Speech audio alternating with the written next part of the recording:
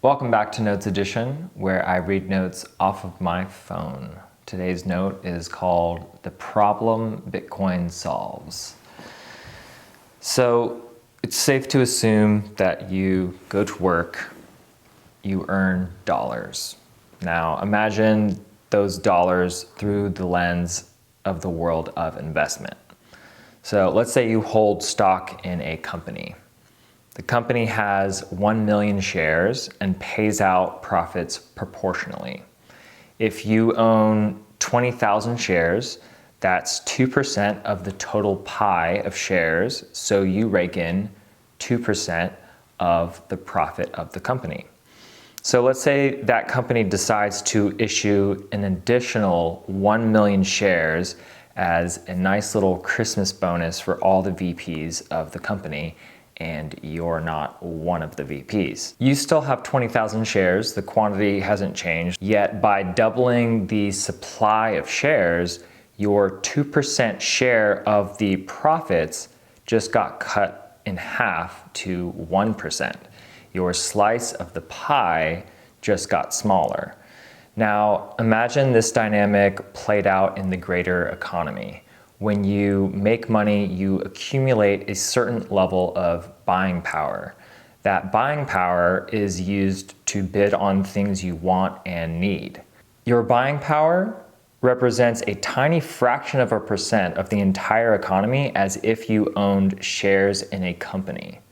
When more currency is printed by banks and governments, the amount of dollars or shares you own remains the same, and yet your percentage of market share is constantly decreasing in direct proportion to the inflation of the money supply.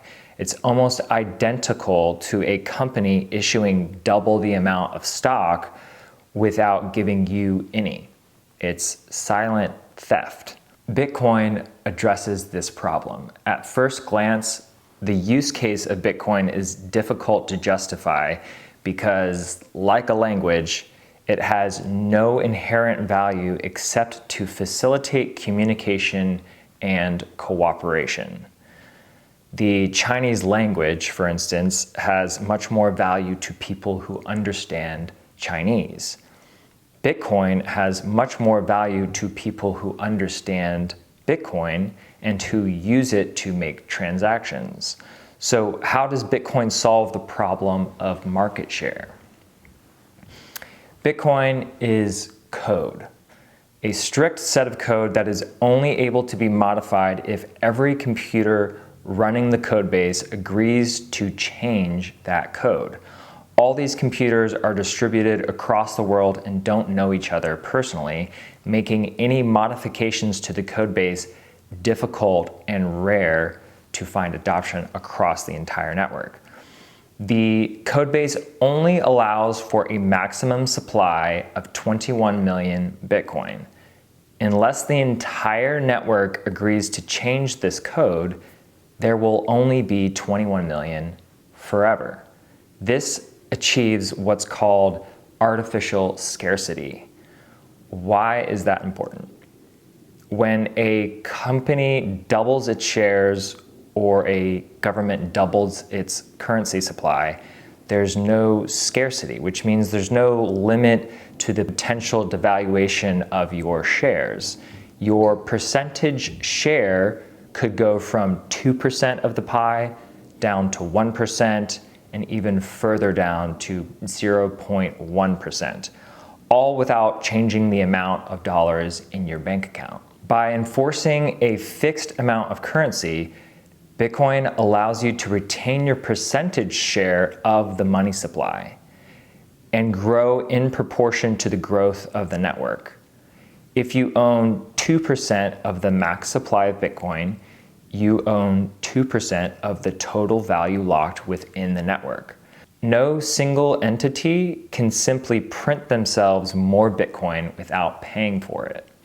This is analogous to having a fixed supply of stock shares, where the company cannot expand the stock unless every shareholder votes to expand the supply against their own interest, which is, of course, highly unlikely. This aspect of Bitcoin scarcity attempts to solve limitless inflation. In fact, as dollar inflation grows, there are more dollars in circulation bidding up the price of scarce assets like real estate and Bitcoin. In effect, excessive money printing actually makes Bitcoin stronger.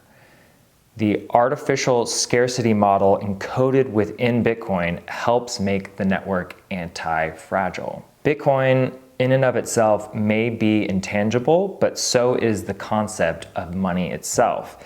Bitcoin inverts the current model of money creation. Instead of your hard-earned savings being devalued through inflation, Bitcoin holds value by locking in your percentage share of the economy. Bitcoin solves one of the biggest problems in society. It solves the problem of money. And that's today's note.